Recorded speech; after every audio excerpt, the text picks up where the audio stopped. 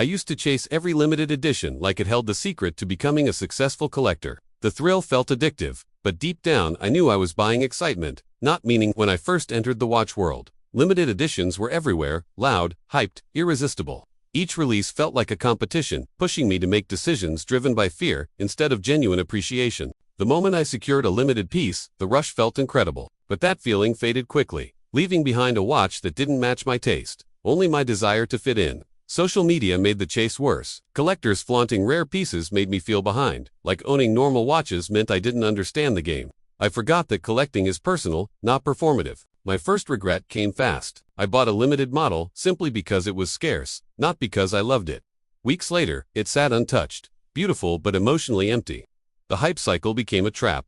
Every drop felt urgent, every countdown stressful.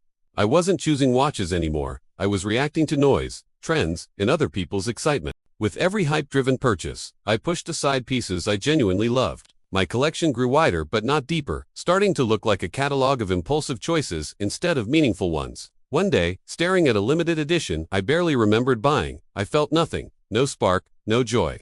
That silence finally forced me to confront the truth. I sold several limited pieces quickly, expecting regret but felt relief instead. Their absence didn't create a gap.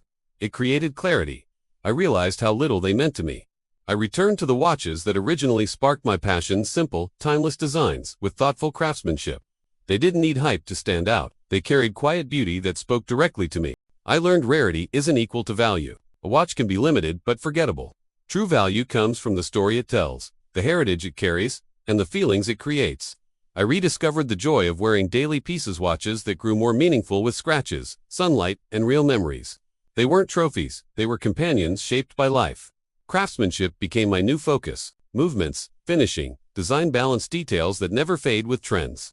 I finally understood that true artistry outlives hype every single time. Every regret taught me something. The money lost hurt less than the time wasted chasing what others wanted.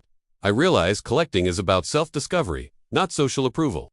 I stopped caring about popularity and started caring about purpose. I began asking whether a watch felt right, matched my lifestyle, and represented something I genuinely admired. My collection slowly transformed. Instead of limited editions, it became a set of watches that connected to my experiences, values, and milestones. Each piece finally had a reason to exist.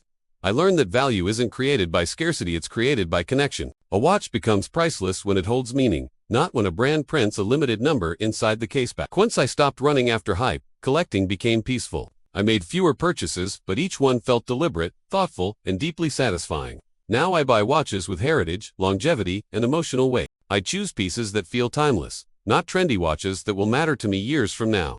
Stepping away from limited editions didn't reduce my love for collecting, it deepened it. I realized the best watches are on T, always rare. They re simply the ones that feel right on my wrist.